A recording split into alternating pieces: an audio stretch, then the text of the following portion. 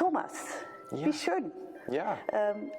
Really nice to have you. Thank you very much for the whole week of performances we already had. I think it was a big pleasure and a big success. Yes, I agree. It was wonderful. I really enjoyed being here. I enjoyed our rehearsals very much, and I do enjoy the performances. I heard also from the ballet and everybody that it really sounded great, so really great to have you. And then with this amazing program, I mean, we had Beethoven's Seventh, which is my personal favorite, but how is it for you to have this kind of diversity? We have a modern piece from Thomas Jung, which is a werelprémiere, and then Beethoven.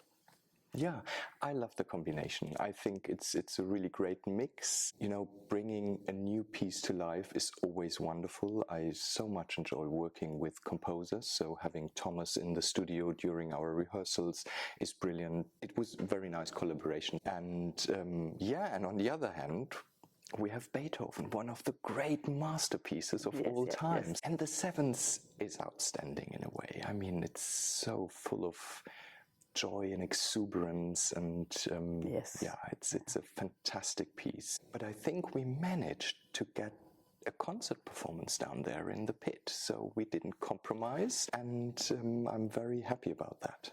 What is your background? Well, I did start as a percussionist, so that was my origin. And but when I was about 14, I played in youth orchestras, and I was very fascinated by what the conductor did. Actually, it goes way back. When I was a little child, my parents took me to concerts, and I must have been so fascinated that at the age of 3, 4, they tell me, I ended up standing at home with a songbook and a Chinese chopstick, you know, and imitated the conductor. So it must have made a huge impression on me. But I think when I was about 14, I've been playing in youth orchestras all the way. I always wanted, you know, to be part of an orchestra. And I more and more became fascinated by what the conductors did.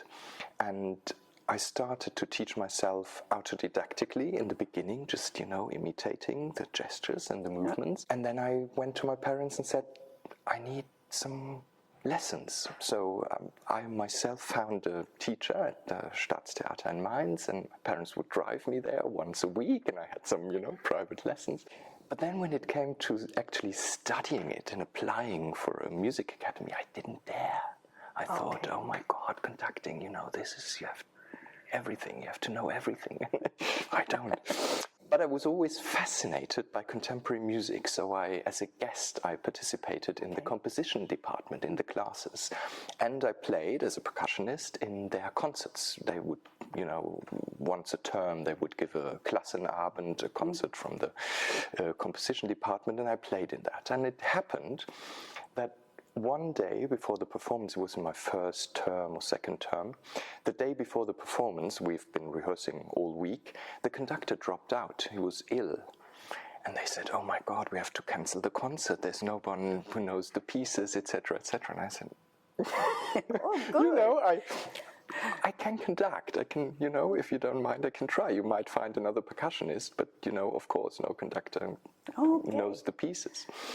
And it went very well, and it happened that the dean of the faculty was present at that concert, and he came right up to me afterwards and said, Herr Jung, Thomas, you have to study conducting. Why are you not, etc., etc. So he arranged the exams and everything, and then I studied conducting from there on. And I was what a dream start. Oh, absolutely. It was wonderful. A very natural, you know, beginning. And he found me a very nice teacher, Professor Volker Wangenheim, who I studied with for many years.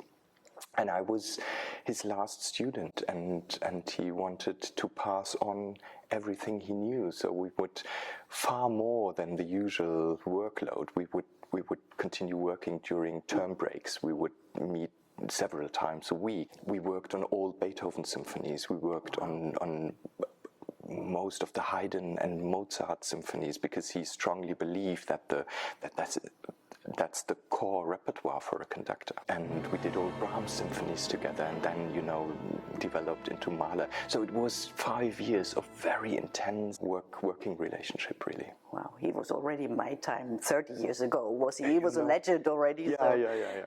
Then you had some co-conducting position with Heiting, I read. Yeah, that was another very, very interesting thing that happened. It was, so after I finished my studies, and it happened then that Volker Wangenheim suddenly passed away, and I just started into the professional world, but then making this next step was very difficult, and took part in a masterclass in Lucerne. The Lucerne Festival was Bernhard Haitink. That was in 2013, and this was absolutely mind-blowing in a way, because this connection with Bernhard Haitink, I'll never forget. I was conducting a Mozart symphony, and he would come right up to me, leaning on the piano, and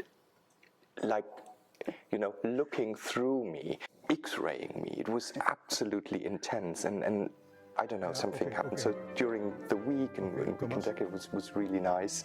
And then during an interval, I went to him and said, is there a moment this week where we could possibly talk, and I've got some questions, etc. And he said, what is it about? And I struggled to answer right away, in an interval. And he said, oh yeah, I understand. But this week is not the right moment to talk. Why don't you come and assist me? I'm doing all Brahms symphonies with the Chamber Orchestra of Europe in Frankfurt later this year. And we had this very wonderful connection over all these years. He would invite me to his concerts, to be there when he was working with the Berlin Philharmonic or Chamber Orchestra of Europe or Bayerischer Rundfunk. He would then ask me to assist him or to be his cover conductor.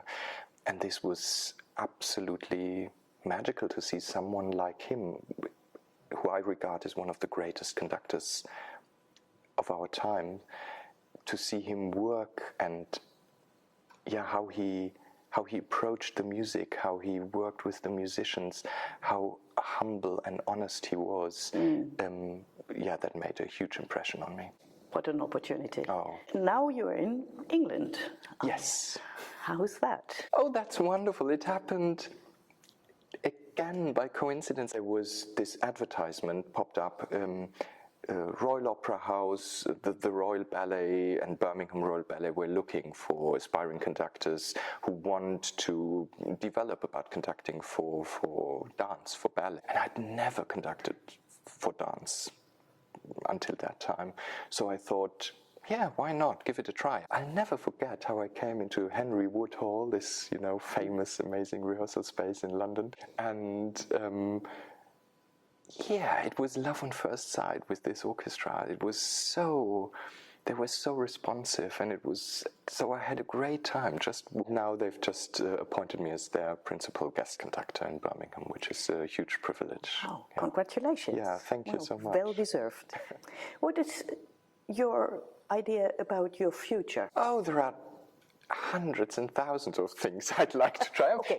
I'm really curious, and I love developing new scores. I love crossover projects between the arts. So I've just started in Hamburg together with the Kunsthalle and the university and the Music Academy, a project where we would bring musicians and students into the museum to perform live music in front of original paintings, and to see what that does and discuss things.